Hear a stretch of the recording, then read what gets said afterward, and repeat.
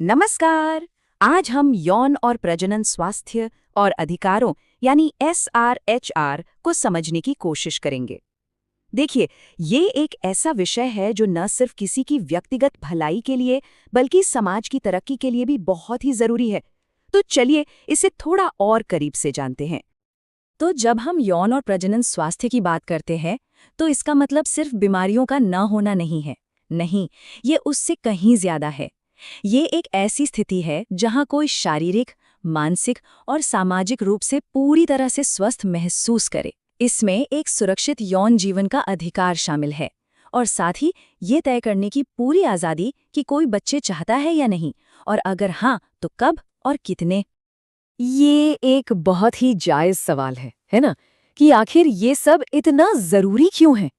परिभाषा तो ठीक है, पर असल ज़िंदगी में इसका क्या मतलब है? आइए इसी को समझते हैं। इस भाग में हम देखेंगे कि SHR की जड़ें कितनी गहरी हैं और ये क्यों व्यक्तिगत एम्पावरमेंट से लेकर दुनिया के बड़े बड़े विकास लक्ष्यों तक हर चीज के लिए मायने रखता है। अब देखिए, ये तस्वीर कितनी कमाल की है। ये दिखाती है कि कैसे सब कुछ एक दूसरे से जुड़ा हुआ है। जब युवाओं को सही जानकारी मिलती है, तो वो एम्पावर्ड बनते हैं। जब लोग अपने परिवार की प्लानिंग कर पाते हैं, तो ये सीधे सीधे देश के विकास लक्ष्यों को पाने में मदद करता है। बेहतर स्वास्थ्य, महिला सशक्तिकरण, ये सब इसी एक अधिकार की छतरी के नीचे आते हैं। और हाँ, सबसे जरूरी बात, इसकी नींव ही यही है कि ये एक बुनियादी मानव अधिकार है। इसका मतलब है कि हर किसी को अपने शरीर और अपने स्वास्थ्य से जुड़ी सही जानकारी पाने का पूरा हक है। किसी भी तरह के दबाव या जोर जबरदस्ती से आज़ाद रहने का हक है, और कॉन्ट्रासेप्शन या फैमिली प्लानिंग जैसे मुद्दों पर सोच समझकर फैसले लेने की आज़ादी। असल में ये अपनी जिंदगी पर अपना कंट्रोल होने के बारे में है। लेकिन देखिए, कहना एक बात है और होना दूसरी। भले ही ये एक मौलिक अधिकार है, पर सच्चाई तो ये है कि भारत में आज भी बहुत से लोगों के लिए इस अधिकार तक पहुंचना एक बहुत बड़ी चुनौती है। चलिए आगे बढ़ते हैं और देखते हैं कि ये रुकावटें आखिर हैं क्या। 15 लाख। जरा सोचिए, ये सिर्फ एक आंकड़ा नहीं है। ये भारत में हर साल उन लड़कियों की संख्या है जिनकी शादी 18 साल की उम्र से पहले कर दी जाती है। बाल विवाह SRHR के रास्ते में एक बहुत बड़ी दीवार की तरह खड़ा है। और बाल विवाह अकेला नहीं है, कई और रुकावटें हैं, जैसे समाज के बनाए नियम और हिचकिचाहट, जो किसी युवा को कॉन्डम खरीदने या इस बारे में बात करने से भी रोकती है। या फिर अच्छी स्वास्थ्य सेवाओं की कमी, जहां सलाह के लिए मीलों दूर जाना पड़ता है और वहां भी बात को गुप्त रखने की कोई गारंटी नहीं होती।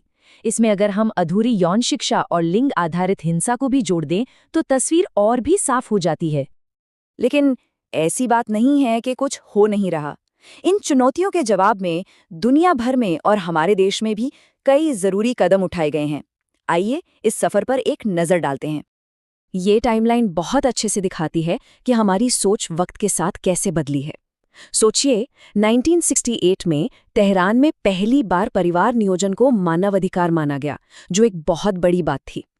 फिर 1994 में काहिरा सम्मेलन ने इसे एक बड़े और व्यापक अधिकार का दर्जा दिया, और फिर हाल ही में 2019 में नैरोबी में इस वादे को और मजबूत किया गया।